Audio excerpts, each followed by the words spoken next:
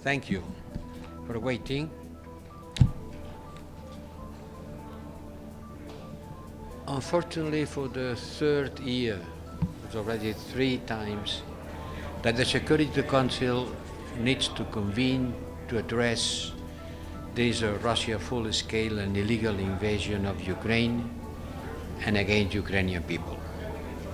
I remember it that Russia is a permanent member of this council, and that in spite of that, Russia continues this brutal war against Ukraine and violating its territorial integrity and the United Nations Charter.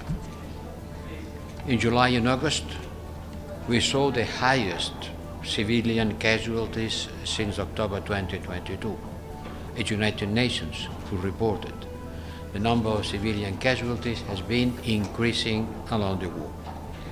And it's clear that for Putin, the purpose is to deliberately destroy homes and civilian infrastructure, especially ahead of the winter.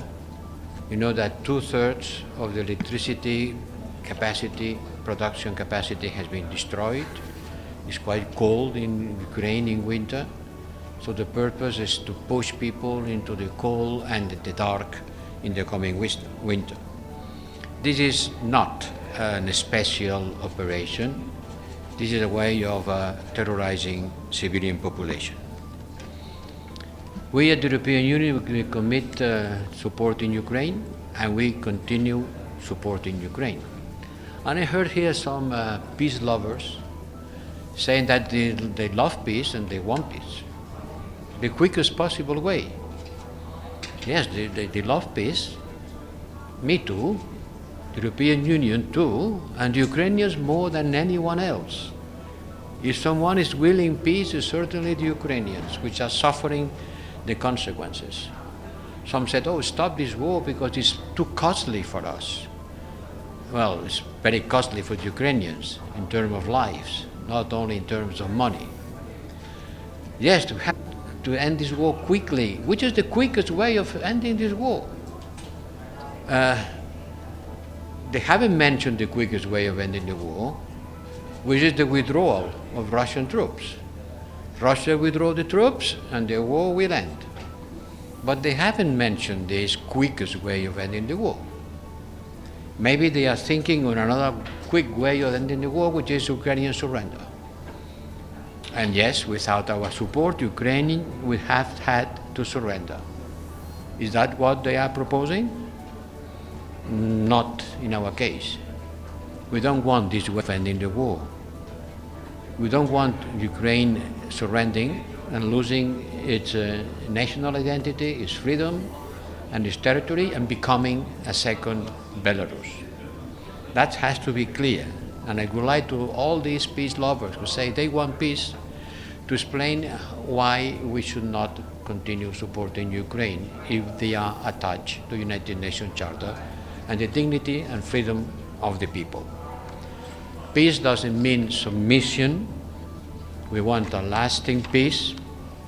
Peace doesn't mean surrender. We want a peace that respects the sovereignty. Peace doesn't mean occupation. Let's clarify what does it mean when we talk about no surrender, no submission. It is important to engage in peace efforts, certainly. To support Ukraine military doesn't exclude to support a peace process. Both things has to go together, hand in hand, the two sides of the same coin. The more will be Ukraine is stronger, the more we'll be able to go to a peace negotiation. A peace initiative that will not reward the aggressor. No peace initiative should succeed if it neglects the United Nations Charter. And as President Zelensky said, there's one charter, only one charter, no different one for different situations, and borders cannot be redrawn by force. As simple as that. Borders cannot be redrawn by force. This is the first interstate war in Europe since the end of the World War II in order to change the borders. The Security Council should stand to reaffirm its commitment to the United Nations Charter. It's quite elementary, that the Security Council should support the United Nations Charter. Demand an immediate end to Russia's aggression and hold accountable those responsible for the many atrocities committed. I was in Bucha, and it was not theater, as the Russian ambassador has said. It was just a fake. Well, it was not a fake. It was not a fake. The corpses of hundreds of people in the streets were not a fake. And they were there during the Russian occupation. The satellite doesn't lie. The satellite shows reality and shows who were there before the Russians left. This war will end. All wars end. But it matters how they end. And today Ukraine is paying the highest price, blood and their lives, with the destruction of their country. And it also matters for the rest of the world, because this war is not only destabilizing the world, it's not only creating hunger and high prices of food and energy worldwide, it's also creating a new way of imperialism from the past to try to dominate the common future. So international law and rules is not a choice, it's a necessity. If we fail in Ukraine, we will fail everywhere else. That's the message I try to convey to the Security Council. Thank you. Take a couple of questions. We'll go here. Blue. Thank Please you. name your outlet. Tom Bateman from the BBC, Mr. Vice President. Thank you. Can I ask you two questions, if I may? Can you ask, talk louder, please? Can I ask you two questions, if I may? First of all, you've talked about the need for Ukraine not to lose this war, and yet we have, in this country, Donald Trump has said if he seeks negotiation, he won't say who he wants to win this war. What do you make of that approach, if you can comment on that? And secondly, if I may ask you about the Middle East, we're nearly a year now into this crisis, and I just wanted to ask you to reflect on the... Can you hear me? On the Middle East, we're nearly a year now into this crisis, and I wanted to ask you to reflect, if you can, on the approach of the US and its diplomacy, while on the one hand arming Israel but seeking a diplomatic outcome. Can you reflect on how effective you think that approach has been? Here we are a year later with still the war in Gaza and now the potential for a very serious escalation in Lebanon. On Gaza, you will have to wait for the debate on the Security Council on Gaza. Today is about Ukraine. There is another Security Council discussion in Gaza, and believe me, I will attend and will answer your question. And the first question I haven't understood well. You're saying that Trump has basically said that he would not say who he would like to win. Well, Trump, by the time being, is just a candidate.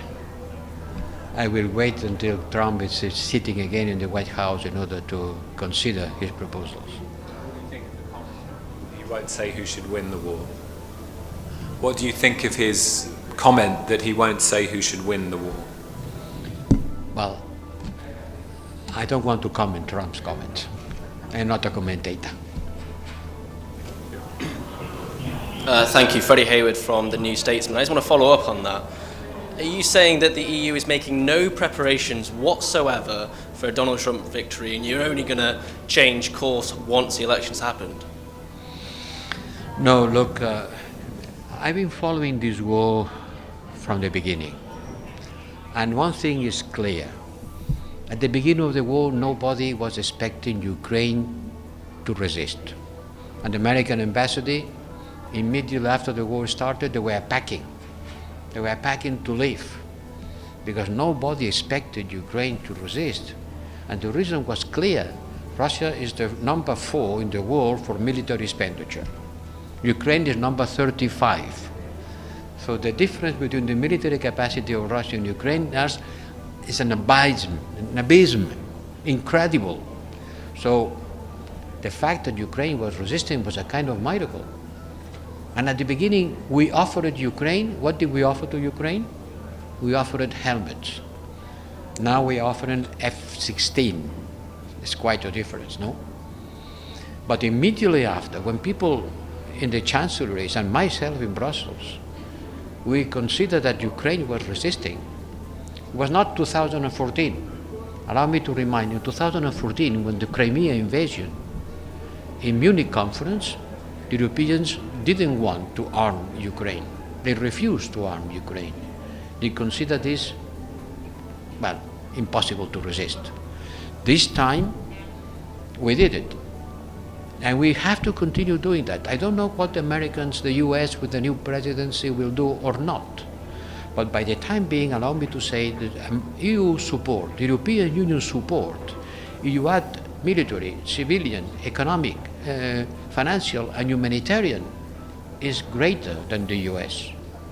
More than 100 billion euros is the bill that we have paid. Among them, 45 on military support. Less than the US? Yes, certainly, but quite an important figure. 45 billion is not negligible. And adding everything together, we are, I think, the European Union, I'm sure, the greatest supporter to Ukraine. And one thing for me is clear. As far as the Ukrainians want to resist, we have to support them. Otherwise, we will make a historical mistake. Thank you Thanks very much. Thank you.